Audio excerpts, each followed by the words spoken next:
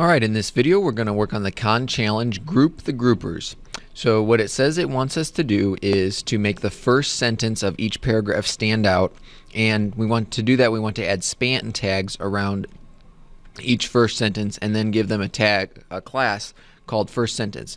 And then if you look over here in the hint is actually showing you exactly what you need to do. We can actually just straight copy and paste this. So I'm going to select all of this first part of the span tag here, and it already has class equals first sentence. I'm going to copy that and then come down here. I'm going to find the first sentence. So the first sentence of this paragraph goes all the way from here. That's the first sentence. So I'm going to put my cursor here and I'm going to paste, and put that span with the class right there, and then I need to end my span after the sentence is over. So I need to do brackets and a slash and then span and then an ending angle bracket. So then this span covers from here to here. It has the class of first sentence right there. Everything's all set. Okay, so then it says looks like you added one span, make sure you add another to the second paragraph. So I need to cover that. I need to do the same thing again to the second paragraph.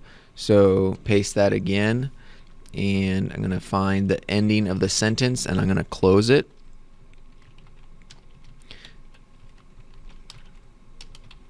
And there we go. Okay, so that worked. So onwards, I'm going to go to step 2. Now what does it say to do?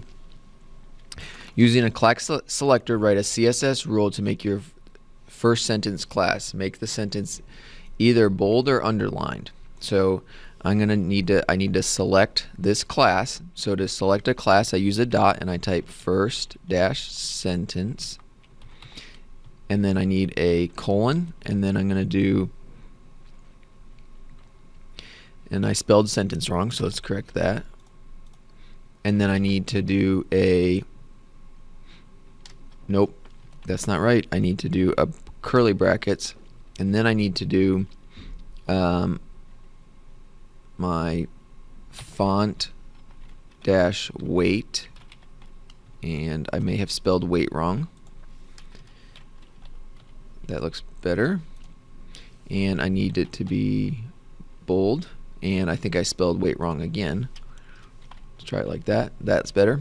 Alright, so besides my spelling mistakes there, that works out pretty good. So I have my selector, I have my curly brackets, I have font dash weight, colon, bold, semicolon. Now it says if I wanted to, it said either bold or underlined, and underlined I believe is font decoration. Let's try that.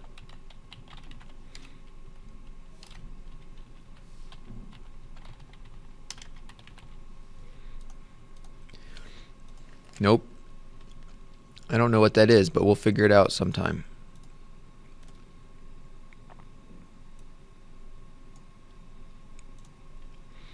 Okay, so I figured out what we did wrong there. It is font weight. I'm really not good at spelling. Font weight bold.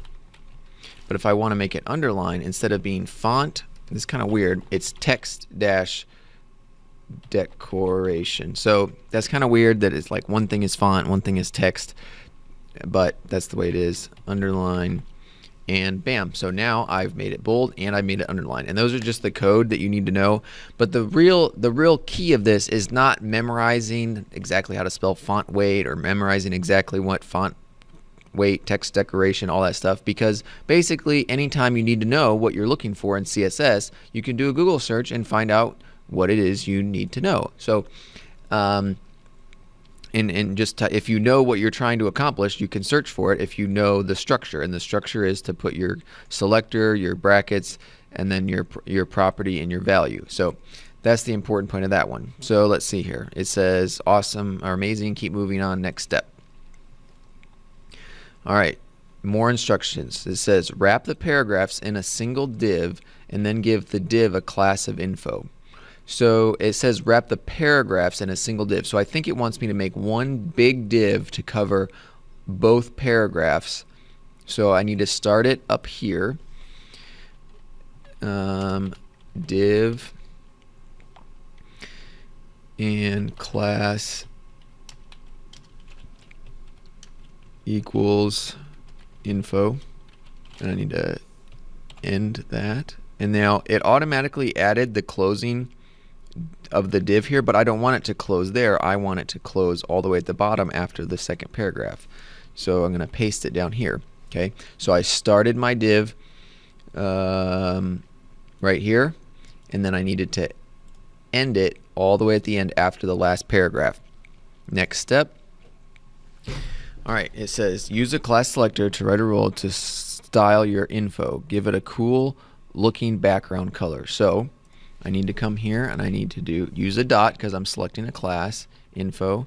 I need my curly bracket, and I'm going to do background dash color, and let's do